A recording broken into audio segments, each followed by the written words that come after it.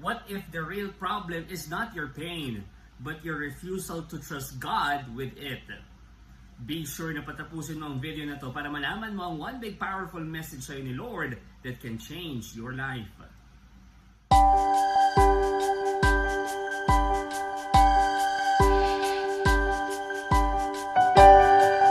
Hi, my name is Brother Bars Lumibo and welcome to today's Word. In today's world, wherein we unpack the liturgical readings for the day and discover yung connections nila sa bawat isa at yung relevance nila sa buhay natin.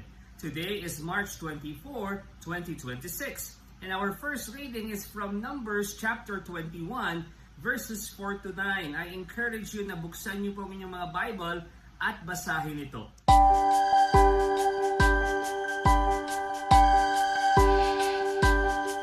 In today's first reading, the Israelites are journeying through the wilderness at naging impatient sila at nagre-reklamo. Reklamo sila ng reklamo sa Diyos at kay Moses. Kesyo wala na daw silang pagkain, kesyo wala na daw silang tubig. In response, ang Diyos, hinayaan niyang yung mga may lason na ahas na ang tawag ay seraphim, ay kagatin yung mga tao mag-suffer at mamatay. Recognizing their sin, the people confess and ask Moses to intercede. Sinabihan ng Diyos si Moses na gumawa ng bronze na serpent at itaas ito sa isang pole, promising that anyone who looks at it after being bitten will live. From our human perspective, it seems strange and even unfair kasi a snake made of bronze brings healing from real deadly snake bites while many people still died before trusting God's instruction. Listen to this. Yung passage natin ay hindi tungkol sa ahas na may kapangyarihan, no, but about God giving a visible sign of hope and a simple act of faith. It reminds us that God's ways are most of the times beyond human logic, and His provision sometimes requires trust na kahit na ang tingin natin ay parang hindi normal o hindi komportable. Bigyan ko po kayo ng isang analogy para mas maintindihan natin yung ating first reading. Imagine niyo po may isang bata na hulog sa ilog at malapit ng malunod. Yung tatay niya nagtapon ng salbabida doon sa ilog. Yung salbabida mismo hindi naman talaga makakapagligtas doon sa bata hanggat abutin ng bata ito at humawak siya doon sa salbabida. Kung yung bata ay nag-doubt at sinabi niyang ayaw ko humawak dyan sa salbabida na yan, walang magagawa yung salbabida. Pero kapag yung bata nagtiwala sa tatay niya at kinuha yung salbabida at humawak dito, maliligtas siya. Sa first reading po natin, yung bronze serpent ay tulad ng salbabida. Yung mga kagat naman ng ahas represents the consequences of sin or turning away from God. Hindi po magic yung bronze serpent. Yun po ay isang sign, isang paraan para sa mga Israelites to focus their faith. By looking at it and trusting God, they are healed. Those who refuse or delayed, died. Tulad ng isang bata na hindi nagtiwala sa magulang at hindi kinuha yung salbabida. The bigger lesson is that God provides a way to be saved, even when the method seems strange or hard to understand. Ang Diyos, He will still make a way pa rin kahit na parang ang awkward na o hindi mo maintindihan. Ang nagbibigay buhay sa atin, ang sumasalba sa atin ay yung pananampalataya at pagtitiwala natin sa Diyos. Hindi yung bagay mismo, hindi yung salbabida, hindi yung bronze serpent.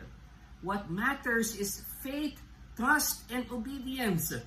When we turn to God in faith, even in situations that seem hopeless, He brings life and restoration.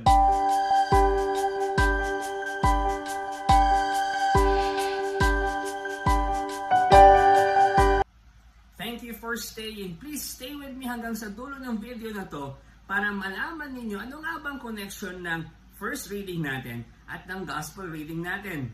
Ang gospel naman po natin ay galing sa John chapter 8 verses 21 to 30. Again, I also encourage you to open your Bible and read it.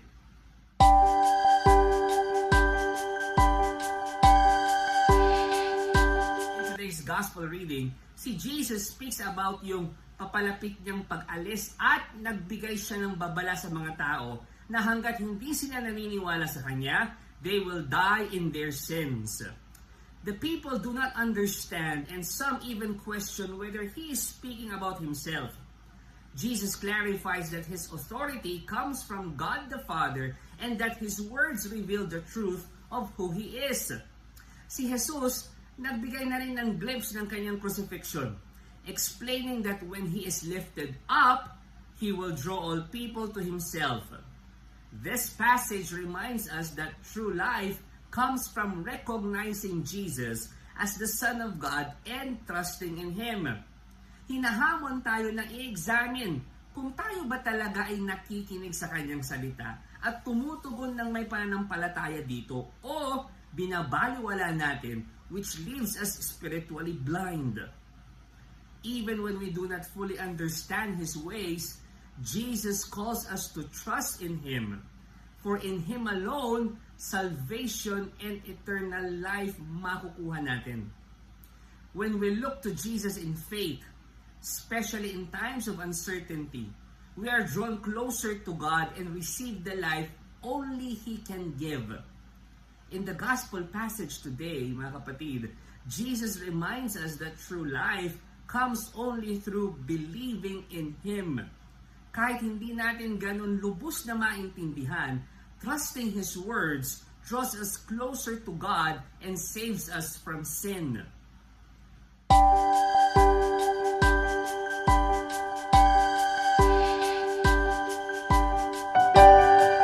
Now, let's start the first reading and the gospel. Ano nga ba ang connection nila sa bawat isa?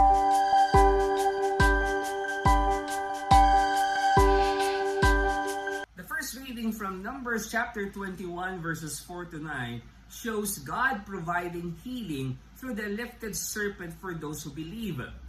Ang gospel naman po natin from John chapter 8 verses 21 to 30 reveals Jesus as the one lifted up, bringing salvation to those who believe in Him. Pag pinagtahi po natin ang ating first reading at gospel reading, our liturgical readings for today tells us that God saves His people by calling them to look in faith to the one He lifts up for their healing and salvation. And here's our one big powerful message for today. God saves us when we look to Him in trust for healing and new life. And here's our question for your reflection, personal reflection, or for your group discussion. What am I turning to for healing and rescue? Am I willing to trust Jesus instead? Pwede nyo pong i-share sa my comment section ang inyong mga kasagutan. Ito rin po makakatulong sa inyong devotion time, sa inyong prayer time, sa inyong quiet time.